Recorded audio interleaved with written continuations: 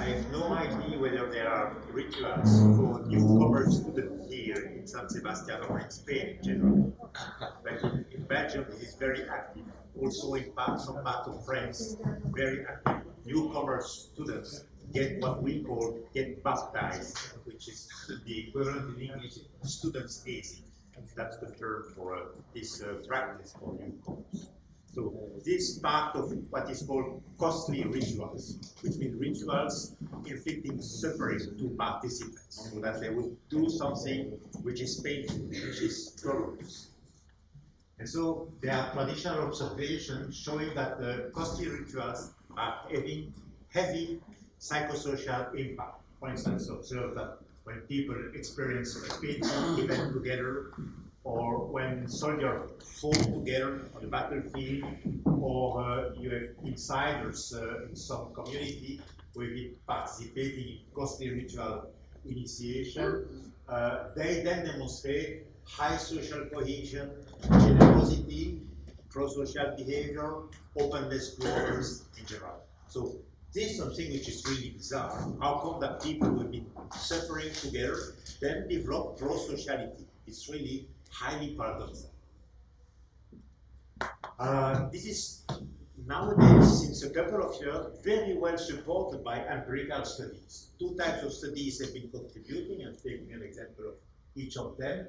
First of all, field studies from, in particular, Shigaratas, that was mentioned several times today, who observed in various communities, and especially here in Spain, fire walking rituals, where people were walking on the and suffering from burning in this situation.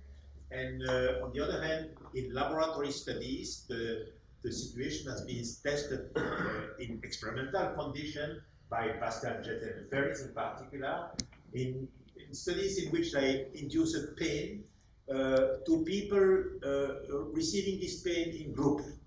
Like, for instance, having to put their hand in what's called a cold pressure test, which is ice cubes in the reservoir, in the recipient, and people have to put their hand in the recipient, in the cold water and the ice cubes, which is something which is extremely painful, and they are instructed to keep their hand as long as possible.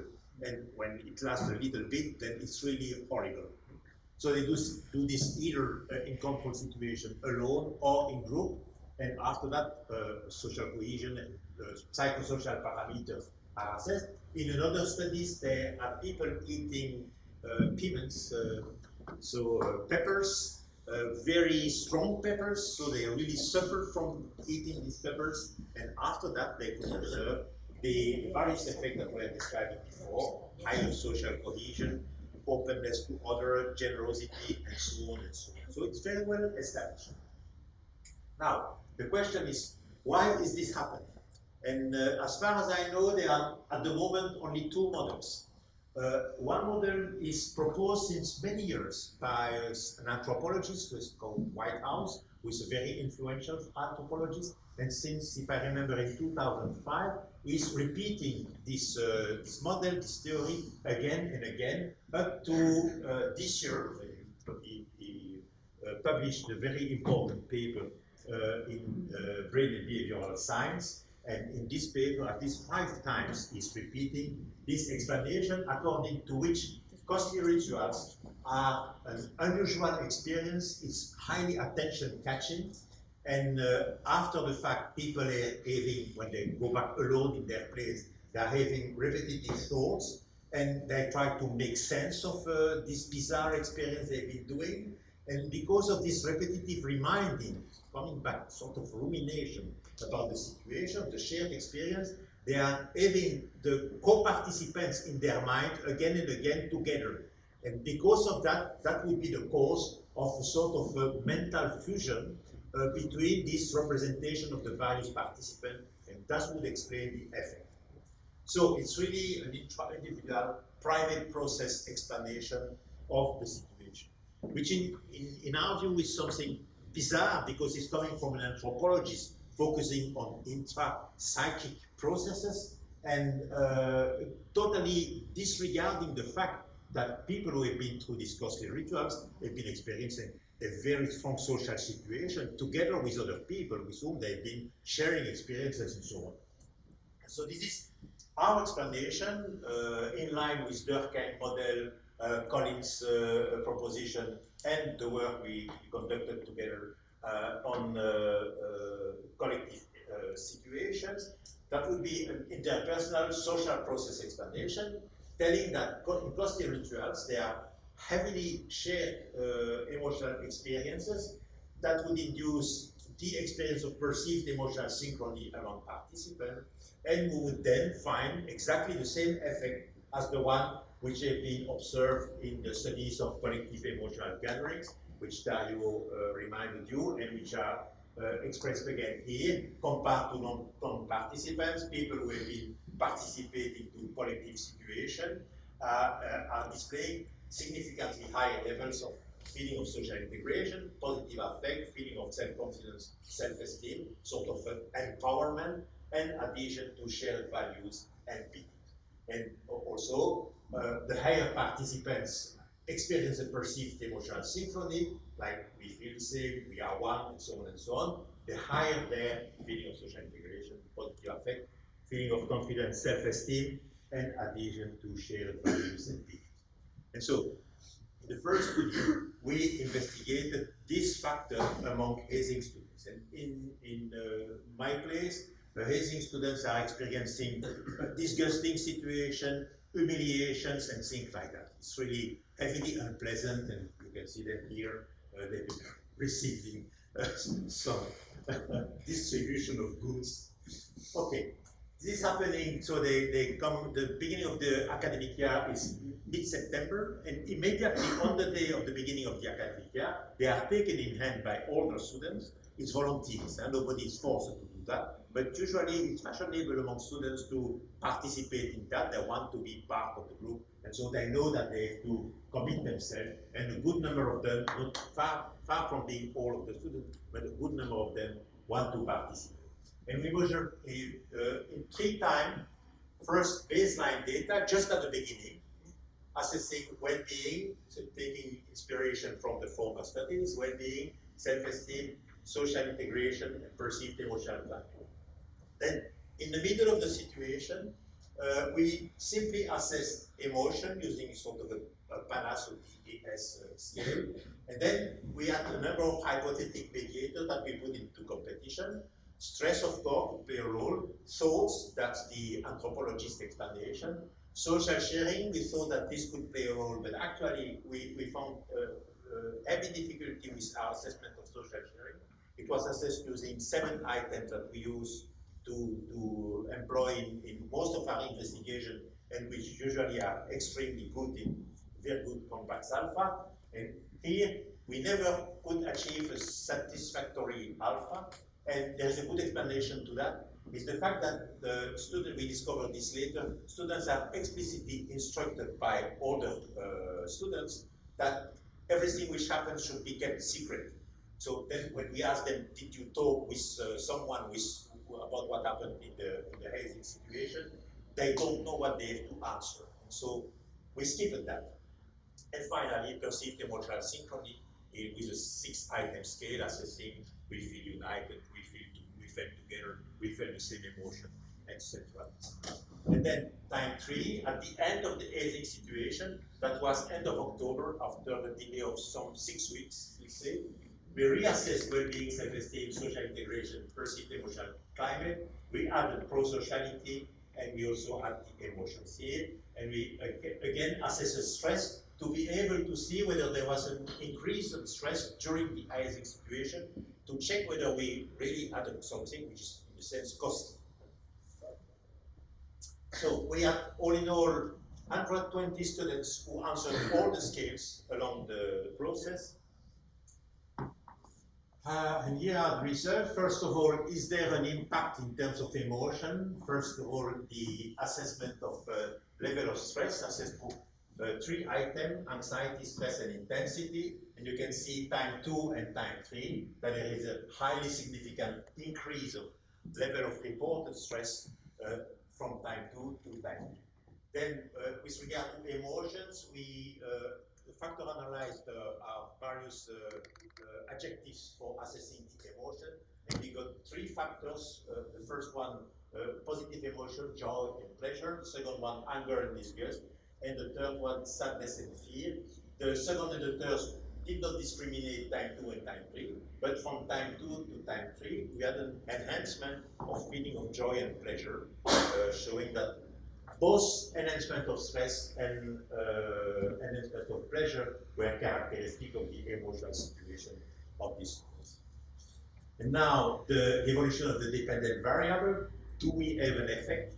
It wasn't the case for well-being, which was assessed by Pemberton scale, with which I've got some problems from time to time. So I'm not always satisfied with the use of Pemberton scale.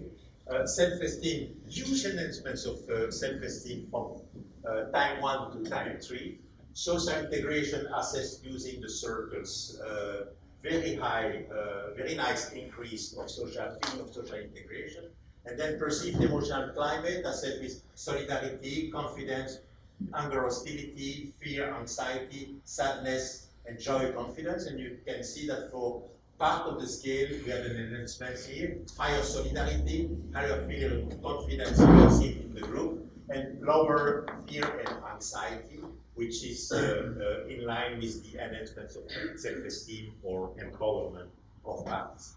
So all in all, we get the effect that are predicted from participation in the costly ritual.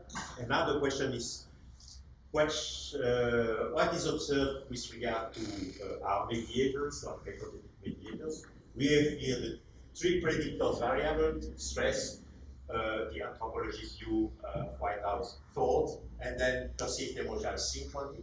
And we have the various dependent variables: group identification, perceived integration with servers, Pemberton's well-being or happiness, perceived emotional climate, positive emotions, prosociality, being then three different measurements of prosociality, being an active member of students' organization, helping other students and making financial donation to students' organization.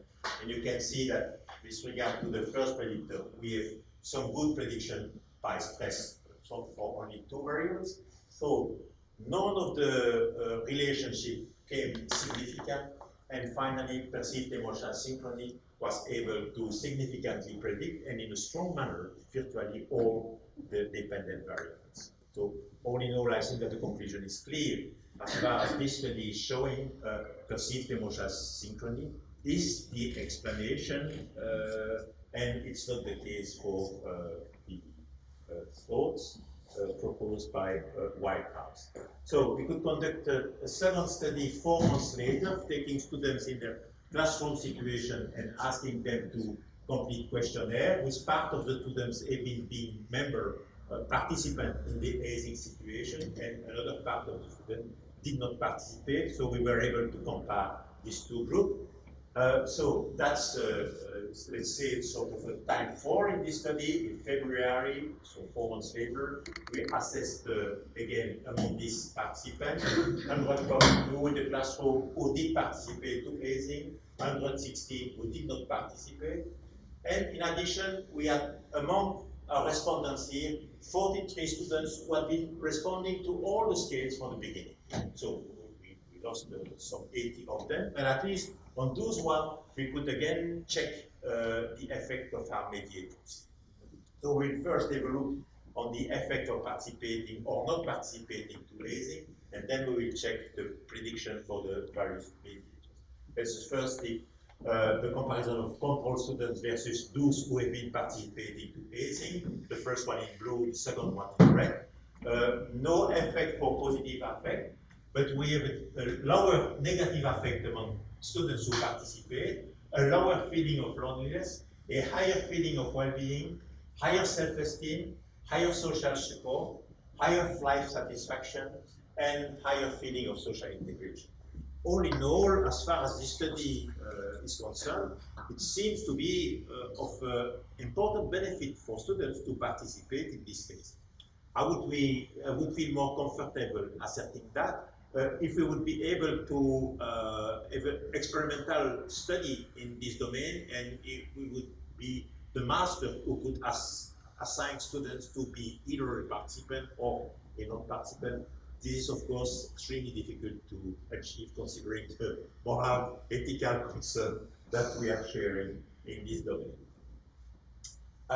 In addition, we had this check of how far students were